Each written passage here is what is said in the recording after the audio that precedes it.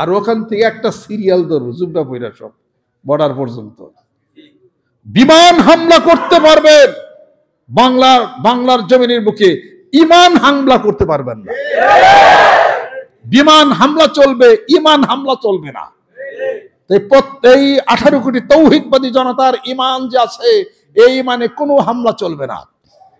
এরা সব যদি নামে, চীন আছে, চীন বন্ধুত্ব, সৌদি আরব, কুয়েত, কাতার, আবুধাবি, ওমান, মস্কট, আর পাকিস্তান তো সশরীরে আসবে 71 সালে সেই প্রতিশোধ নেওয়ার জন্য। যে এইবার পাইছি সুযোগ, এই সুযোগে মামুর বাড়ি আগুন লাগছে, এই হলকে খাইয়া লই। কাজে এই সমস্ত উত্তপ্ত পরিবেশে কিছু উচ্ছিষ্ট আছে, ওই ভারতের কিছু ওই যে মিডিয়া চ্যানেল আছে, টাকা টোকা দিয়া এই উচ্ছিষ্ট গুলাকে তারা মাঠ গরমের জন্য তারা বলে এটা দুই দেশের সম্প্রীতি নষ্ট করে। অতএব ভারত আমাদেরকে যে কোনো ব্যাপারে ভয় দেখালে কোনো লাভ নাই। কি বন্ধ করে দিবে? বন্ধ করে দেন, বন্ধ করে দেন না। অলরেডি বর্ডার বন্ধই, একবার 50 ফিট ওয়াল করে দেন, দেখি আল্লাহ পাক বাংলাদেশে মারে নাকি, দেখি চলে কিনা, চলবে কিনা, ভালো চলবে কিনা। শুনেন, এই দরবার শরীফেও অনেকে আমরা শুনছি তারাই নাকি দরবার চালায়, তারা না হলে দরবার নাকি চলবই না। তারা কেমন আছে? চলে না, ভালো চলে না, চলে কেমন কিরা? ভারত যদি মনে করে যে আমাকে দিয়েই চলে, আটকে দেন, দেখেন প্রমাণ করে দেখেন, আল্লাহ আলো ভালো চালাবে। যত কুইরা যুবক সব পেঁয়াজ খেতে নামবো, যাইরা হাতে পেঁয়াজ তো বন্ধ করে দিছে, হ্যাঁ আবাদ করে খান লবো। একটাও আর মাঠে ঘাটে আর বিড়ি খাওয়ান একটাও থাকবে, সব কামে নামবো। সুবহানাল্লাহ, রাগ না লক্ষ্মী। কিন্তু তারপরও আমি বলি, এই ধরনের উল্টা পাল্টা বলে পরিবেশ নষ্ট করে, অস্থিতিশীল পরিস্থিতি সৃষ্টি করে বাংলাদেশের মধ্যে অশান্তি সৃষ্টি করেন না। বাংলাদেশ ভালো থাকেন, ইন্ডিয়া ভারত ভালো থাকেন, সম্প্রীতি থাকবে। আমাদেরকে দেখ কোনো ভয় নেই, আমরা যুদ্ধবাজ না, আমরা যুদ্ধ করব না। তবে আমাদের ডিফেন্স শক্তিশালী করা দরকার। উড়োজাহাজ, হেলিকপ্টার, এরোপ্লেন আরো শক্তিশালী করা দরকার। ভিতরে বাংকার করার দরকার, যে বাংকারের ভিতরে ফাইটারগুলি থাকবে আমার ব্রেনে যা খাটে, আর ওই ধরনের কিছু ফাইটার বানায়া, টিন দিয়া বানায়া, রেডি কইরা যুদ্ধ বিমান বানিয়ে উপরে রাখার লাগবে। কথা খেয়াল করছেন? এবং যুদ্ধ যত বিমান হামলা করুক, আসল গুণা জানি বাংকারের ভিতরেই থাকে। কমপক্ষে 50,000 সৈন্য, যে কয়টা দিক আমাদের আছে, নোয়াখালী আছে, কুমিল্লা আছে, আপনার ওই উত্তরে আছে, পশ্চিমে আছে, এই জায়গায় কমপক্ষে 50,000 সৈন্য আমাদের বাংকারে রেখে ক্লিয়ার করে আমাদেরকে রাখতে হবে। এবং 1,60,000 আমাদের সৈনিক আছে বাংলাদেশের বুকে, সংখ্যা কম, বাড়াইতে হবে। কমপক্ষে 3 লক্ষ দরকার, আরো 1.5 লাখ দরকার, আরো 1.5 লাখ দরকার। এই জন্য বাজেট পেশ করা দরকার সৈনিকদেরকে। সেই বাজেটের মধ্যে যত ধনী পুঁজিপতি যারা আছে, গাড়ির মধ্যে টিভি দেয়, কানটা ধরে বসায়া বাংলাদেশের টাকা নিয়ে খেলে গোলাজাত খরচ টাকা ফেলা। আমার দেশের শান্তি সুরক্ষার জন্য, নিজে প্রতিষ্ঠা হওয়ার জন্য, যে কোনো সময় যে কোনো দেশ থেকে হামলা হতে পারে, তার মোকাবেলা করার জন্য এই দেশের সরকার যা দরকার তাই করবে। বাধা দেওয়ার মতো ক্ষমতা কারো নাই। আর টাকা পাচার বাংলাদেশ থেকে বন্ধ করতে হবে। আমি আমার বক্তব্যের মধ্যে 8 বছর ধরে আমি বলি, কালো টাকা বলতে কিছু নাই। মনে আছে আপনাদের? কালো টাকা বলতে কিছুই নেই। কালো টাকা ওইটা যা বাংলাদেশের সীমানা পার হয়ে বাইরে যেতে যায়, ওটাই হলো কালো টাকা। যতক্ষণ পর্যন্ত আমার ভৌগোলিক সীমানার মধ্যে থাকবে, ওইটা আর কালো টাকা না, ওটা কেউ না কেউ খাবে। আজকে আমার কাছে যদি 1000 কোটি টাকা থাকে, সে মনে করেন তা তো নাই, কেউ মনে করেন না থাকে। যদি আমার এখন জানা না খেলা, কানার ভাই অন্ধও জানে, 20-72 নেন গা, 14 নেন জানগা, এই জানগা, এই নিয়ে আমার অ্যাকাউন্ট ম্যানেজার কাছে জিজ্ঞাসা করুন, সরকার পয়সা জানে আর কি। আমারে মেলায় তালাশ তুলাশ করে সব সরকারি দেখছে যে না ওনার পিছিয়ে লাই গেলাম নাকি। তো কি জানি কইতেছিলাম, এক কথা তার কথা, কালো কালো টাকা যেটা এই। অতএব আপনি যে এই ভৌগোলিক পরিবেশের মধ্যে যে টাকাগুলি যেটা আছে এগুলো কোনো কালো টাকা না। আমার কাছে যদি 2000 কোটি টাকা থাকে, সে মনে করেন আপনার কাছে 500 কোটি টাকা যদি থাকে, বাংলাদেশে থাকুক, থাকলে পরে আপনি কই রাখবেন বলেন তো? ব্যাংকে রাখবেন। ব্যাংকে রাখলে বাংলাদেশ ব্যাংকের টক করে একটা খবর ছিল যা রাখেন। আপনাকে আমি অভয় যেন দেই যে ব্যাংকে টাকা রাখেন, যত কোনো সমস্যা নাই, আপনি ওই টাকার আমারে পার্সেন্টেজ আমার দিন দেয়া যান। বড় বড় মন্ত্রী মিনিস্টার বলে ইকোনমিক্স পড়ে, ইকোনমিক্স কারে কয়? ইকোনমিক্স বুঝো কিছু? অর্থনীতি। আমরা তো আমার অর্থনীতি কিছুই জানি না। সাধারণ মানুষের মধ্যে যখন তুমি ব্যবসার ভীতি ধরাই দিবে, সাধারণ মানুষ এই দেশে টাকা থোয়া নিরাপত্তা মনে করবে না, অটোমেটিক এই টাকা দেশে বিদেশে চলে যাবে। এদেশের ব্যবসা বাণিজ্যের মধ্যে সুযোগ সুবিধা সরকার যদি না দেয়, তাহলে এই দেশের অস্থিরতা হবে। টাকা হুন্ডির মাধ্যমে মানুষ বাহিরে পাঠিয়ে দিবে। এটা তো খালি জনগণের একসাথে দোষ না, সরকারেরও তো এটা ভুল থিওরি এটা রয়ে গেছে। এটা অতএব 10 লাখ টাকা তুমি ব্যাংকে রাখো, রাখো, কোনো সমস্যা নেই, আমারে দাও, পার্সেন্টেজ দিও। সরকার পার্সেন্টেজ পেয়ে গেল, সরকার তো আসলো। ও কি এই জন্ম খালি ব্যাংকে রাখবো, ও টাকা খাটাইবো না? মিল কল কারখানা ইন্ডাস্ট্রি করলে আমার দেশে বেকারত্ব সমস্যা মিটবে না? এই দেশে থাকলে কেউ না কেউ টাকা তো ভোগ করবে, করলেই আমার লাভ। সুবহানাল্লাহ। আর অস্থিরতা যে সৃষ্টি হয়, শুনছি আপনার ব্যাংকের অ্যাকাউন্টে 100 কোটি টাকা আছে, স্যার কইন না স্যার, আপনি 2 লাখ দেবেন স্যার। এই সমস্ত কারবার, এটা ওটা হ্যান তেন চুরি দেরি কি এর খাইলে কইলে হ্যান সব কিছুই হারিয়ে গেল। হলমার্কের মতো একটা বিশাল একটা জায়গা আপনার এই যে হেমন্তপুর, এখানে হলমার্ক দিছি, 30,000 কর্মী বেকার হয়ে গেছে। তারে দাবরায়া দুবরা, তারা জেল মেল খাটাই মাটি, এরকম ধরনের কথা। এটা 5,000 কোটি টাকা নিছে, বেশ ভালো কথা।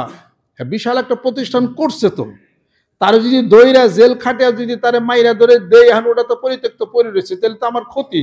বড় বড় চালানোর সুযোগ দেয়, ও আমার টাকা পরিশোধ করবে, 30,000 কর্মী আমার বেকার সমস্যা আমার মিটবে, বিদেশ থেকে জিনিসপত্র আমার আসবে। তা না করে কইরা তুমি কিস্তি দাও না, হ্যান দাও না, তেন দাও না, কইহার তার জেল মেলে আটকে থুইছে।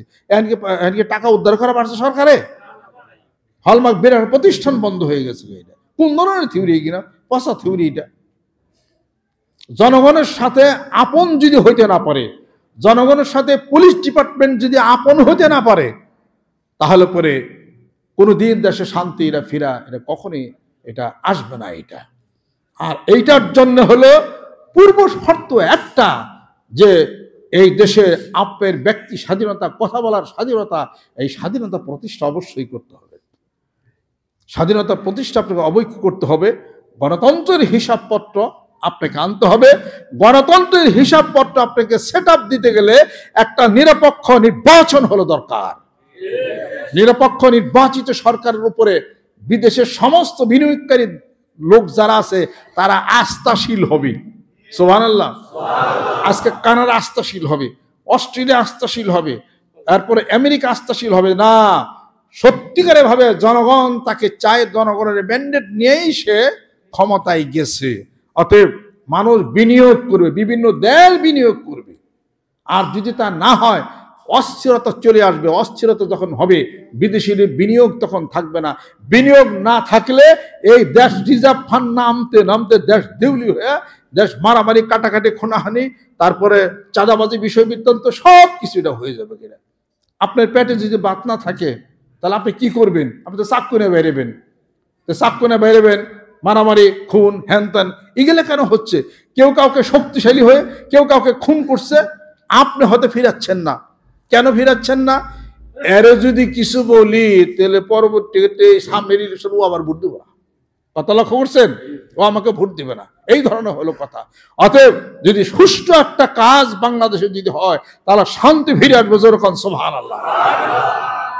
তার প্রতি অন্যায় অত্যাচার করে, কাউকে ক্ষতি করা, সুযোগ সন্ধানী হয়ে কাউকে অহেতুক হয়রানি করা, মিথ্যা কেস দেওয়া, মিথ্যা বানোয়াট কোনো কিছু করা, যে কোনো সরকারের আমলেই হোক না কেন, সরকার নাই কথা ঠিক, এখন সুযোগ সুবিধা বইজা কাউকে মিথ্যা হয়রানি করা, যে কিছু করেই না তাকে হয়রানি করা, হ্যানত্যান করা, এটা কখনোই যেন না হয়, এটা কখনোই যেন এটা না হয়। আমি আপনাদের খেদমতে আরেকটা কথা বলি, বাংলাদেশে সর্ববৃহৎ আসলে যে দুটি দল, বিএনপি এবং আওয়ামী লীগ, রাজনীতির কথা বলা ঠিক না, কথা ঠিক, কিন্তু আমি মানিকগঞ্জ দরবাসীর পক্ষ থেকে আমি বলি, আমার কেউ মনে করেন আমি আওয়ামী লীগ করি, তা না।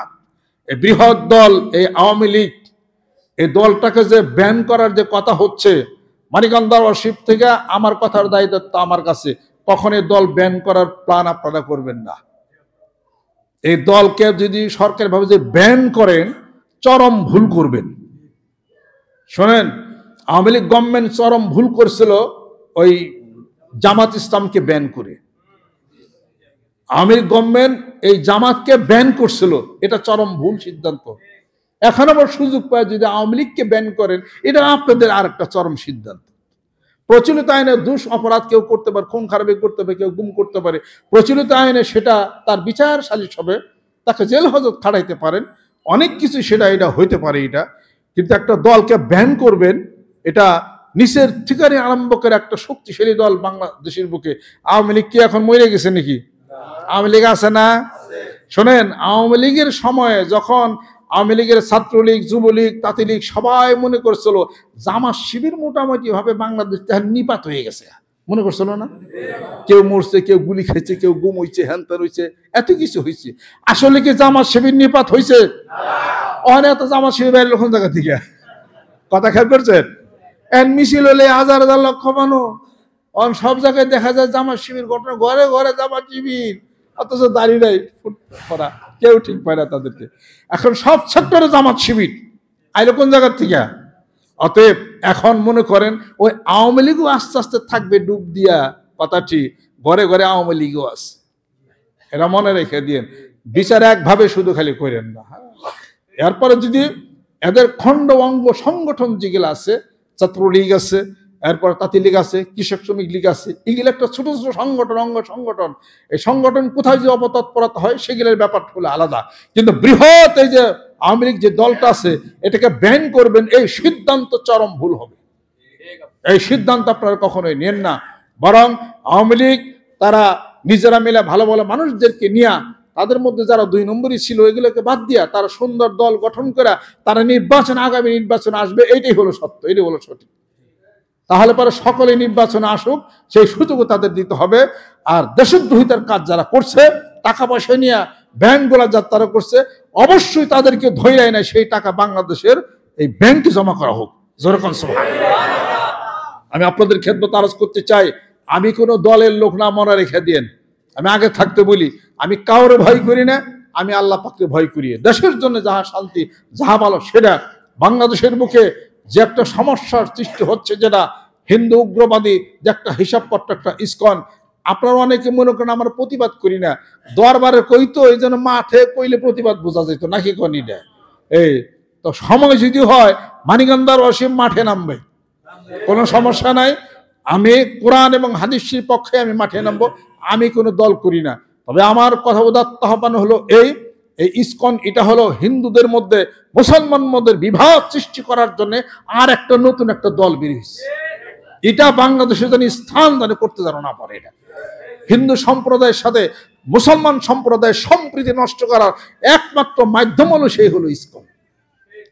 মুসলমান ইসলামী যে দলগুলি আছে, মেহেরবানি করে আজকে বিএনপি আপনার ধানের শীষ, আওয়ামী লীগ আপনার হলো নৌকা মার্কা, জাতীয় পার্টি লাঙ্গল মার্কা, সব ইসলামী দলগুলো নিয়ে একটা মার্কা দেন না, একটা মার্কা দেন। সব ইসলামী দলগুলো নিয়ে একটা মার্কা দেন। মানিকগঞ্জ দরবাসী আপনাদেরকে সমর্থন দিয়ে মাঠে ময়দানে নামাবো ইনশাআল্লাহ তাআলা। রাজি আছেন? আল কোরআনের আলো, আল হাদিস শরীফের আলো, সুন্নতের আলো, বায়াতের আলো, আত্মশুদ্ধির আলো, আত্মমান। এই স্লোগান রেসকোর্সের ময়দানে যাবে, কোনো সমস্যা নাই। অনেকে ডাক দিলে লোক হয়, আমরা ডাক দিলে কিছু মানুষ হইব। এবং আমরা যখন নামবো মাঠে, দেশকে ভালোবাসে নামবো, তার সাথে মারামারি করতে চাই না। আমরা দেশের সর্বতভাবে শান্তি চাই। বিএনপি আমাদের, আওয়ামী লীগ আমাদের, জামাত ইসলাম আমাদের, ঐক্যজোট আমাদের, বটগাছ আমাদের, মিনার আমাদের, পাংখা মার্কা আমাদের। আমরা এই দেশে শান্তিপূর্ণভাবে সকলের হক অধিকারকে বিন্যস্ত করে আমরা চলতে চাই। সেই জন্য যতগুলা মুসলিম বিদ্বেষী আছে, কোরআন বিদ্বেষী, হাদিস শরীফ বিদ্বেষী আছে, এই দেশের সকল ক্ষেত্রে তারা প্রভুত্ব বিস্তার করে ইসলামকে ক্ষতিগ্রস্ত করার চেষ্টা করছে। ওই চিহ্নিত মানুষদের সাথে কোনো কম্প্রোমাইজ হতে পারে না। আমি আপনাদের খেদমতে আরজ করতে চাই, আসেন হুজুরা যারা আছেন তারা একতা যদি হয়ে যান, তাহলে বিশাল একটা শক্তি আপনাদের হয়ে যাবে ইনশাআল্লাহ। মানিকগঞ্জ দরবার শরীফের নেতৃত্বে এই শান্তির ডাক দিছি। আগামী ডিসেম্বর মাসের 25, 26, 27 তারিখে শরীয়ত, তরিকত, হকিকত, মারিফত, জানা, মানা, বুঝা আমার মুর্শিদের বলিষ্ঠ নেতৃত্বে টেকনাফ থেকে তেঁতুলিয়া পর্যন্ত কালেমা লা ইলাহা ইল্লাল্লাহর জিকিরের দুর্গ প্রত্যেকটা গ্রামে গঞ্জে, প্রত্যেকটা মহল্লায় বাজাইতে হবে। রাজি আছেন? হাত নামান। আল্লাহর আশিক, আল্লাহর পাগলেরা এই জিকিরের দাওয়াত গ্রামে গঞ্জে এবং মাঠে, ময়দানে, দোকান, ঘাটে, প্রাইমারি সেকশন, হাই সেকশন এবং কলেজ, ইউনিভার্সিটি, শিক্ষা কেন্দ্র, দর্শনী জমি, আলিয়া মাদ্রাসা, প্রত্যেকটা জায়গায় জায়গায় মানিকগঞ্জ দরবার শরীফের যারা আছে তারা শুধু গ্রামে গঞ্জে থাকবেন না, প্রত্যেকটা শিক্ষা প্রতিষ্ঠান সব জায়গাতে দাওয়াতের ব্যবস্থা করে তাদেরকে জানাইতে হবে আল্লাহ জিকির করো, কোরআন শরীফ তেলাওয়াত করো, 5 ওয়াক্ত নামাজ পড়ো, বায়াত বনিত হয়ে আত্মশুদ্ধির ব্যবস্থা করো, আল্লাহর জমিনে আল্লাহর হুকুমত কায়েমের জন্য সব একতা হয়ে যাও। রাজি আছেন? আল্লাহ পাক আমাদেরকে যেন কবুল করে নেন, রহমত বরকত আল্লাহ পাক যেন নাজিল করে দেন।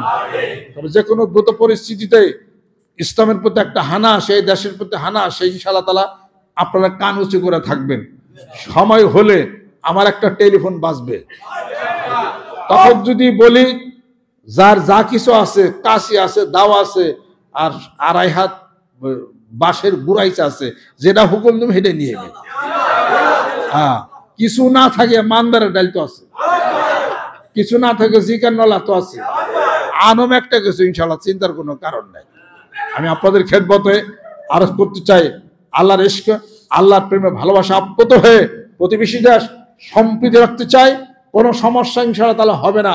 যুদ্ধ লাগিয়ে গেল, শোনেন, যুদ্ধ লাগাবো তো সহজ না, অনেক দেরি। যুদ্ধ লাগতে দিব না, শান্তি প্রতিষ্ঠা করতে হবে। জোরে জোরে কোন সুবহানাল্লাহ। মানিকগঞ্জ দরবার শরীফের নেতৃত্বে আল্লাহর জিকিরের দাওয়াত পৌঁছিয়ে দেন, হিন্দুদের মধ্যে শান্তি হয়ে যাবে। জোরে কোন সুবহানাল্লাহ। 10 থেকে 12,000 হিন্দু সম্প্রদায় যারা আছে তারা তাদের সাথে সুসম্পর্ক করে শান্তি প্রতিষ্ঠা হয়েছে না? আমি নিয়ত করতেছি হিন্দুদের একটা ওয়াজ আমি করব, শুধু হিন্দু সম্প্রদায় যারা যারা মুরিদ আছে, ওখানে ডাক দেনে কি লেগে অন্য মাসি গুলো উনি ব্যাগ মনে হয় মুসলমান বাড়ির লোকগুলো, এই জন্য আমি চুপ করে ডুব দেওয়া রয়েছে কাচিবের লাগা। কথা খেয়াল করছেন? আমি ডাক দিলে কিন্তু বিশাল মাঠ কিন্তু বইরা যাবে। তারা কিন্তু আমাদেরকে আদর করে, স্নেহ করে, ভালোবাসে। তারা সহজ অবস্থানে ভালো মতো আমরা এখানে আসি, কি একটা কারবার হয়ে কেমনি কি বিষয়বৃত্ত, এগুলো একটা ঝামেলা এটা হয়ে গেল। আসেন, বিভিন্ন দলের বন্ধুরা যারা আছেন, যারা অনেকে বিভিন্ন দল টল করেন, ওই দলের সাথে সম্প্রীতি রেখা কোরআনকে মানেন, হাদিসকে মানেন, জিকির করেন, আল্লাহর নাম নেন। এই দেশে শান্তি প্রতিষ্ঠা করতে হবে। আর রক্তপাত, হানাহানি আমি চাই জনগণের মতো সব বন্ধ হয়ে যাক। কোন দেশ কোনোভাবে আমাদের দেশে যেন উত্তপ্ত পরিবেশ সৃষ্টি যেন করতে না পারে, সেটাকে খুব সতর্ক দৃষ্টি থাকতে হবে। কোন দেশের সাথে কোনো যুদ্ধ নাই, যুদ্ধ চাই না, শান্তি চাই। রাজি আছে? হ্যাঁ, অসম্প্রীতি চাই না, সম্প্রীতি চাই। রাজি আছে? বহু জাতিক বাংলাদেশ এবং সম্প্রীতির দেশ, সেটি যেন প্রতিষ্ঠা হয়ে যায়। আল্লাহর আশিক, আল্লাহর পাগলেরা, আল্লাহ পাক আমাদেরকে যেন কবুল করে নেন, রহমত করেন, বরকত